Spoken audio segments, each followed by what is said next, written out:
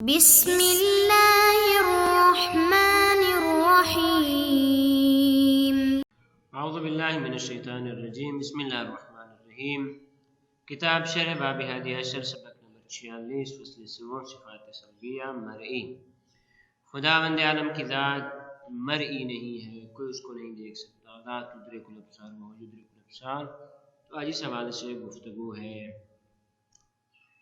قال علامہ ہلی رحمۃ اللہ علیہ فرماتے ہیں رابعۃ انه يستحيل علیہ الرؤیۃ البصریہ، خداوند عالم کی ذات کے لیے رؤیہ بصری محال ہے، آنکھوں کے ساتھ خداوند عالم کا دیکھنا محال ہے۔ لأن كل مرء، کیا دلیل ہے آپ کے پاس؟ دو دلیلیں پیش کی ہیں، ایک دلیل عقلی ہے اور ایک دلیل سمعی ہے، نقلی ہے۔ لأن كل مرء فهو ذو جهة، دلیل اس کی یہ کہ جو بھی نظر آنے والی چیز ہے حتماً کسی نہ کسی جہت میں ہونا چاہیے، جہت سطح میں سے اوپر نیچے دائیں بائیں آگے پیچھے، جس چیز کی طرف بھی آپ نگاہ کریں حتماً کسی نہ کسی سمت کسی نہ کسی جہت میں ہوگا، اوپر کی طرف ہوگا، نیچے کی طرف، دائیں بائیں آگے پیچھے ہوگا، جو بھی مرئی ہے۔ کیوں ذو جہہ؟ کیوں؟ لأن اما مقابل او فی حکم المقابل بالضرورہ، کیونکہ یا تو آپ کے مقابل میں ہوگا، مقابل جس طرح بھی آپ منہ کریں گے اوپر کی طرف، ظاہر ہے جب آپ دیکھنا چاہتے ہیں تو اوپر کی طرف منہ کریں گے، نیچے کی طرف منہ کریں گے، دائیں بائیں آگے پیچھے کی طرف منہ کریں گے تو مقابل بن جائے گا۔ او فی حکم المقابل، یا حکم مقابل ہوگا۔ حکم مقابل مثل آئینے میں جب آپ نگاہ کرتے ہیں تو اپنے آپ کو دیکھ رہے ہوتے ہیں، تو یہ آئینے میں آپ اپنی شکل دیکھ رہے ہیں، یہ کیا ہے؟ آپ کے حکم مقابل میں ہے، آپ کے مقابلے میں ہے بالضرورہ۔ خلاصہ جو بھی چیز ہے یا وہ مقابل ہے یا حکم مقابل میں ہے تو فیکون جسما، بس وہ جسم بن جائے گی، کیونکہ جسم جہت درواقع اس کے لیے حیت قرار پائے گا، اس کے لیے مکان قرار پائے گا، اور جو چیز مکان میں قرار پاتی ہے وہ جسم ہے، وہ محالون، اور خداوند عالم کے ذات کے لیے جسم ہونا محال ہے، پہلے ثابت ہو چکا۔ دوسری دلیل وَلِقَوْلِهِ تَعَالَى لَن تَرَانِي، وَلَن النَّافِيَ لِلتَّعْبِيد۔ اسی طرح جناب موسیٰ علیہ السلام کی قوم نے جب جناب موسیٰ علیہ السلام سے تقاضا کیا کہ ہم خداوند کریم کو دیکھنا چاہتے ہیں، اور خداوند کریم سے جب انہوں نے تقاضا کیا تو خداوند عالم نے ارشاد فرمایا لن ترانی یا موسیٰ، اے موسیٰ آپ ہم کو ہرگز نہیں دیکھ سکتے۔ تو نحات نے ذکر کیا، صرفیون نے ذکر کیا ہے، اہل علم بلاغہ نے ذکر کیا ہے، وہ کہتے ہیں کہ لن یہ تعبید کی نفی کے لیے آتی ہے، یعنی ہمیشہ ہمیشہ آپ نہیں دیکھ سکتے، نہ دنیا میں نہ آخرت میں۔ تو جب جناب موسیٰ علیہ السلام نہیں دیکھ سکتے تو باقی درجہ اولا نہیں دیکھ سکتے، تو رویا بصری خداوند عالم کی ذات کے لیے محال ہے۔ اقول، جناب شارح مقداد رحمۃ اللہ علیہ فرماتے ہیں ذهب الحکماء والمعتزلہ الى استحالۃ رؤیتہ بالبصر، فلاسفہ اور معتزلہ متکلمین میں سے ان کا مذہب اور فرقہ یہ کہتا ہے کہ خداوند عالم کی رؤیت بالبصر محال ہے۔ کیوں؟ تجرد ہے، خداوند عالم مجرد ہے، جسم تو ہے نہیں، مادہ تو ہے نہیں، اور جو چیز مجرد ہو اس کو نہیں دیکھا جا سکتا۔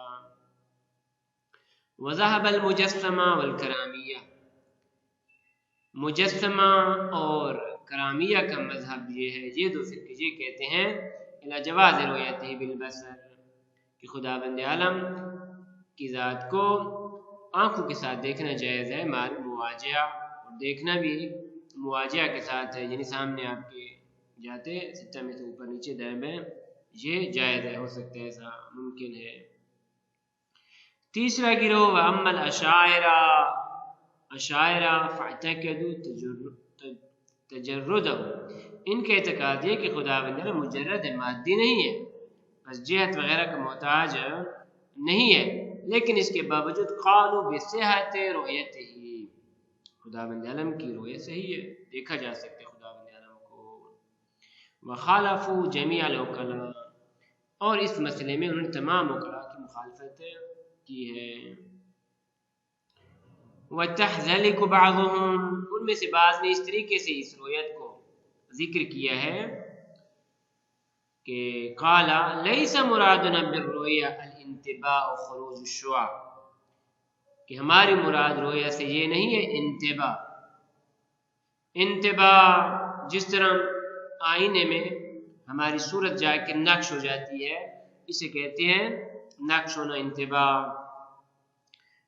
دو نظریے ہیں رویت کے بارے میں کہ جب ہم کسی چیز کی طرف نگاہ کرتے ہیں تو اس چیز کی صورت ہمارے اس ذہن کے اندر نقش ہو جاتی ہے، اس کو کہتے ہیں رویت۔ یا دوسرے کہتے ہیں کہ رویت سے مراد انسان کی آنکھوں سے شعاع کا نکلنا ہے۔ یہ فرماتے ہیں نا، رویت بصری سے ہماری مراد نہ تو انتباہ ہے یہاں پہ کہ اس چیز کی صورت ہمارے ذہن میں نقش ہو جاتی ہے، اور خروج شعاع یا ہماری آنکھوں سے شعاع خارج ہو جاتی ہے، یہ ہماری مراد نہیں، بل الحال التي تحصل من رؤية الشيء بعد حصول العلم به۔ وہ کہتے ہیں رویت سے ہماری مراد یہ ہے کہ جب ہم کسی چیز کو دیکھتے ہیں تو اس کے علم کے بعد ایک مخصوص حالت جو ہمارے اندر، مخصوص کیفیت جو ہمارے اندر آ جاتی ہے، یہ ہماری مراد ہے۔ تو خلاصہ انہوں نے تعویل کے اس طریقے سے کہ رویت جائز ہے، اور مجرد چیز کی رویت کس طرح ہو سکتی ہے، وہ اس طریقے سے انہوں نے تعویل کی ہے۔ وقال بعضهم، اسی گروہ میں سے، فرقے میں سے بعض کہتے ہیں کہ معنی الرؤیا هو ان ينكشف لعباده المؤمنين في الآخرة انکشاف البدر المریم۔ وہ کہتے ہیں دنیا میں خداوند عالم نظر نہیں آتا، بلکہ خداوند کریم کے جو مومن بندے ہیں ان کے لیے خداوند عالم آخرت میں منکشف ہوگا، اس طرح جس طرح بدر منکشف ہوتے ہیں۔ بدر اس چاند کو کہا جاتا ہے کہ جس کے 14 راتیں مکمل ہو چکی ہیں، باقاعدہ چاند کے اپنے نام ہیں، ہلال ہے، اسی طرح بدر ہے، کافی سارے اس کے نام تقریباً 7-8 نام علماء نے بیان کیے ہیں اس چاند کی حالت کے حساب سے۔ تو بدر اس حالت کو کہتے ہیں کہ جو 14ویں رات کی حالت ہو چاند کی، المری جو دکھائی جاتا ہے۔ تو بعض کا نظریہ یہ ہے۔ والحق انہم ان انو بذالک کشف التام ومسلم، فرماتے حق یہ ہے کہ اگر ان کی مراد اس کشف تام اس بنیاد پہ کہ چونکہ پورے کا پورا چاند نظر آتا ہے، لذا انہوں نے لفظ کشف تام استعمال کیا ہے کہ اگر خداوند عالم کشف تام کے ساتھ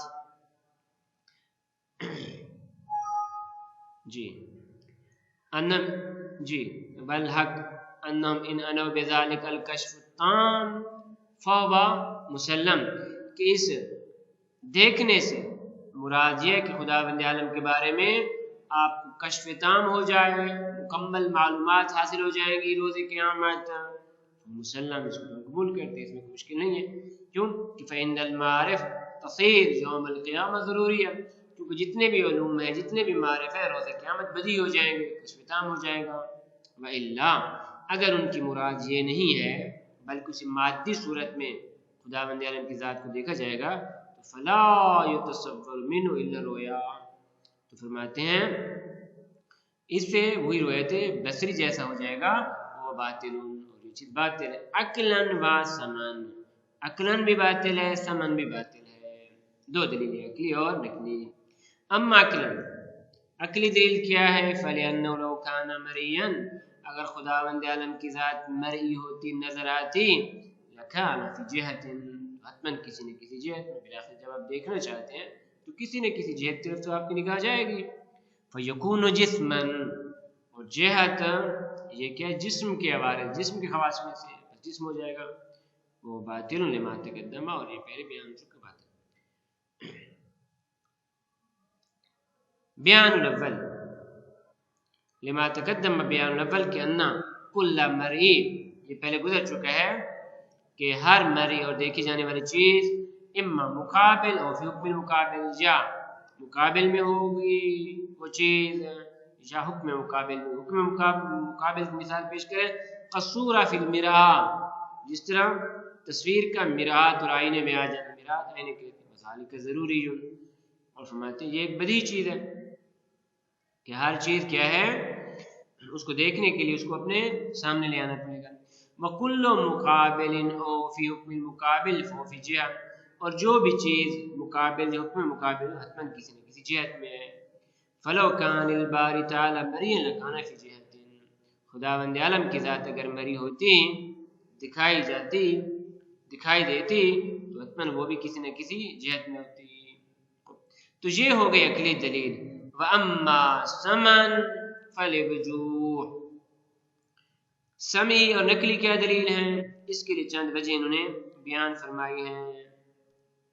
الاول، پہلی بات قرآن مجید سے جواب پیش کریں، ان موسیٰ علیہ السلام لما سأل الرؤیا، جب جناب موسیٰ علیہ السلام نے خداوند عالم سے رؤیت کا سوال کیا، جب قوم نے آ کے عرض کی تو جناب موسیٰ علیہ السلام نے رؤیت کا سوال کیا، اجیبا، تو ان کو یہ جواب دیا کہ لن ترانی، آپ ہرگز ہمیں نہیں دیکھ سکتے۔ ولن لنفی تعبید، اور نفی لن تعبید کی نفی کے لیے تھے، یعنی آبدن منفی ہے، آبدن نفی ہے۔ نقلن ان اہل اللغہ، لغت کے نزدیک لن نفی تعبید کے لیے آتا ہے۔ خب وَإِذَا لَمْ يَرَهُ موسیٰ علیہ السلام لم يَرَهُ غَيْرُ بِطْرِيقِهِ، اور جب موسیٰ علیہ السلام کبھی خداوند عالم کی ذات کو نہیں دیکھ سکتے تو باقی افراد بدرجہ اولا نہیں دیکھ سکتے۔ الثانی، دوسری وجہ، قولہ تعالی، خداوند عالم خود ارشاد فرماتا ہے لا تدرک الابصار، خداوند عالم کو آنکھیں درک نہیں کر سکتے، بل یدرک الابصار وهو اللطیف الخبیر، تو تمدح بنفی ادراک الابصار له فیکون اثبات له نقصا، تو خداوند عالم کیا ہے، بصر کے ادراک کی جب نفی فرما رہا ہے تو اس کو ثابت کرنا خداوند عالم کی ذات کے لیے یہ نقص ہوگا خداوند عالم کی ذات کے لیے۔ الثالث، تیسری وجہ، انہ تعالی استعظم ما طلب رؤیتہ ورتب الذم علیہ والوعید، خداوند عالم نے طلب رؤیت کو عظیم شمار فرمایا ہے کہ یہ بڑا عجیب سوال تھا ان لوگوں کا، خداوند عالم کی رؤیت کا سوال کرنا بہت بڑا سوال ہے، اور اسی سوال پہ خداوند عالم نے اپنی مذمت کو مرتب کیا ہے، والوعید، اور دھمکی دی ہے۔ مثلا کس طرح، فقال، فرمایا فقد سألوا موسیٰ اکبر من ذلک، رسول خدا کو ارشاد فرما رہے ہیں کہ ان لوگوں نے جناب موسیٰ سے اس سے بھی، یہ لوگ تو مشرک ہیں، یہ لوگ تو خدا کے ساتھ بتوں کو شریک قرار دے رہے ہیں، فرماتے اس سے بھی بڑا کام کیا، کس نے، موسیٰ علیہ السلام کی قوم نے، کہ فقط سألوا موسیٰ اکبر من ذلک، اس سے بھی بڑا سوال کیا، وہ کیا تھا، فقالوا ارنا اللہ جہرۃ، ہمیں آپ خدا دکھاؤ آشکار، تو پھر کیا وہ ان کے ساتھ، خدا تو نظر آنے والی ذات ہے نہیں، تو فأخذتهم الرجفہ فأخذتهم الصاعقۃ بظلمہم، ان کو پکڑ لیا الصاعقہ، بجلی نے، بظلم، ان کے ظلم کی وجہ سے، بس خداوند عالم کی رؤیت کا تقاضا ظلم ہے، حد سے تجاوز کرنا ہے۔ یہ بہت بڑا سوال ہے کہ وہ خداوند عالم کو مادی تصور کر رہے ہیں، آنکھوں کے ساتھ خداوند عالم کی رؤیت کے قائل ہو رہے ہیں، یہ بہت بڑی بات ہے، بہت بڑا گناہ ہے۔ اسی طریقے سے وقال الذین لا یرجون لقاءنا، وہ افراد کہ جو ہماری لقاء اور ملاقات کی امید نہیں رکھتے، وہ کیا کہتے تھے، یہ لولا انزل علینا الملائکہ، کہ ہم پہ خود اللہ کے ملائکہ نازل کیوں نہیں ہوتے، او نرا ربنا، یا ہم خود خدا کو کیوں نہیں دیکھ سکتے، لقد استکبروا فی انفسہم وعتوا عتوا کبیرا، بے شک انہوں نے اپنے دل میں تکبر کیا، اور وعتوا عتوا کبیرا، اور بہت زیادہ انہوں نے تجاوز کر تکبر کیا۔ تو خلاصہ یہاں پہ خداوند عالم نے جو محل شاہد ہے یہ ہے، اور نرا ربنا، کہ خداوند عالم نے رؤیت ربوبی کو، اپنے رب کی رؤیت کو عظیم شمار فرمایا ہے، اور اس پہ مذمت فرمائی ہے، اور ایسے افراد کو متکبر قرار دیا ہے، ایسے افراد کو ظالم قرار دیا ہے، اور ایسے افراد کے لیے باقاعدہ عذاب بھیجا ہے۔ کہتے ہیں وہ افراد جنہوں نے جناب موسیٰ علیہ السلام سے یہ تقاضا کیا تھا. جناب موسیٰ علیہ السلام ان کو لے گئے تھے تو خداوند عالم کی طرف سے ایک صاعقہ آئی جس کی بنیاد پہ وہ جو پہاڑ ہے فلما تجلی ربہ للجبل جعلہ دکا وخر موسیٰ صاعقا. قرآن مجید کی آیت ہے کہ جب چمک پڑی اس پہاڑ پہ تو وہ پہاڑ ریزہ ریزہ ہو گیا اور جناب موسیٰ علیہ السلام بے ہوش ہو گئے. اور وہ جو 70 افراد جناب موسیٰ علیہ السلام کے ساتھ تھے وہ اسنانا فوت ہو گئے، ختم ہو گئے. بنابراین یہ ہمارے پاس نقلی دلائل ہیں کہ جو اس بات کو ثابت کر رہے ہیں کہ خداوند عالم بصر سے نظر آنے والی ذات نہیں ہے. وصلی اللہ علی محمد و اہل بیتہ الطیبین الطاہرین.